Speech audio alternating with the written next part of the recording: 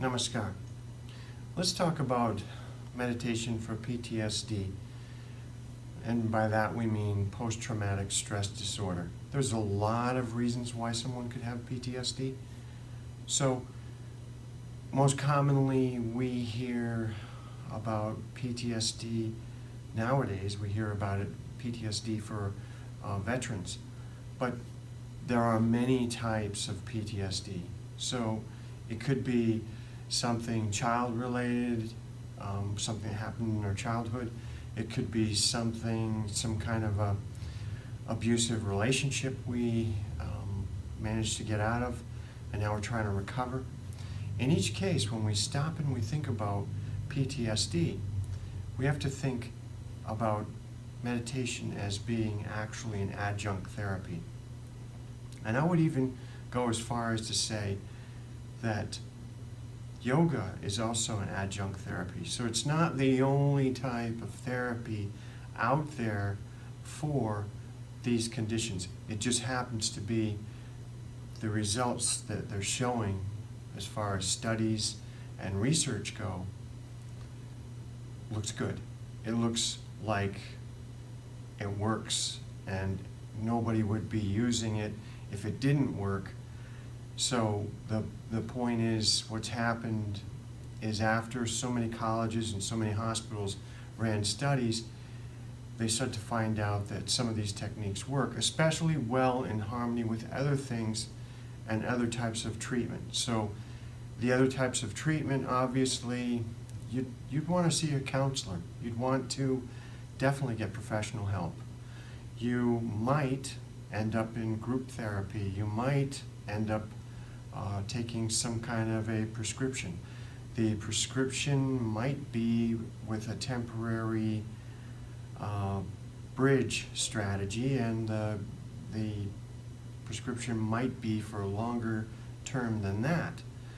But without getting into all of the different avenues there are as far as therapy for PTSD, let's just think about meditation for PTSD as an adjunct therapy and how it's going to help you or someone who you love. And that would be, we're dealing with the conditions that a person's at right now. If they're out of wherever they are, whether it's a war zone or whether it's an abusive relationship, now we're thinking about recovery. So what do I do to get the pieces of my life back together? And meditation is one of those avenues that will help. The other thing is, we want to think each time when we do a meditation, it has to be to focus on the positive. Now, it depends on the counselor and it depends on who's running a program. So I'm going to say, each time when people are dealing with problems, sometimes people in certain types of therapy go back to the problem. I'm going to say, as a meditation teacher myself, that's not the direction I ever went in, but that doesn't make it wrong. It means somebody else is using a different strategy and they're more qualified to use that type of strategy because that is something that they have practiced and something that they have learned gets results. My strategy is a little different, and that is for you to focus on something very positive, for you to think about now, or to think about a very positive future when you act on some of the opportunities that present themselves right now. And those could be many avenues in life. It could be something that's for my mental benefit, it could be for my emotional benefit, it could be for my spiritual benefit, it could be for my physical benefit, it could be for my financial benefit, or it could be for my educational benefit. So all of these types of things happen when our lives are moving in a forward direction, and what's happened is we started to find that we understand exactly what our purpose is and what we want to do. It's like the old saying, what do I want to be when I grow up?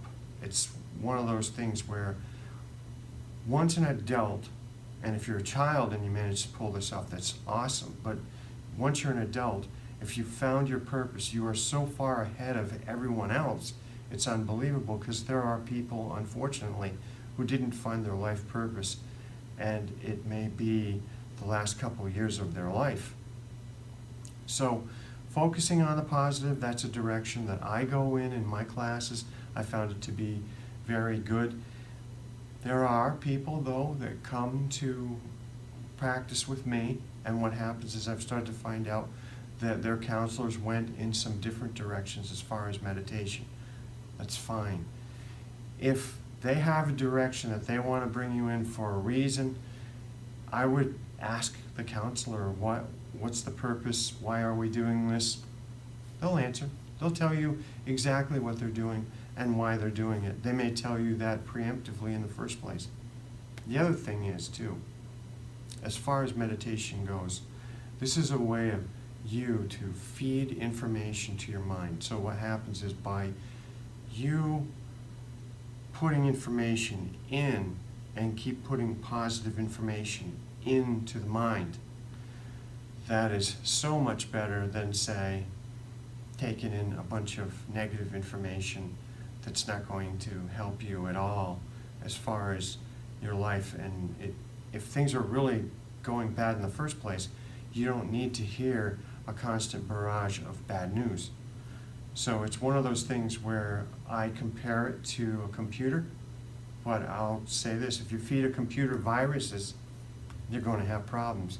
If you feed a clean computer good, positive information, you're going to have some good results. With that in mind, I wish you farewell. Namaste.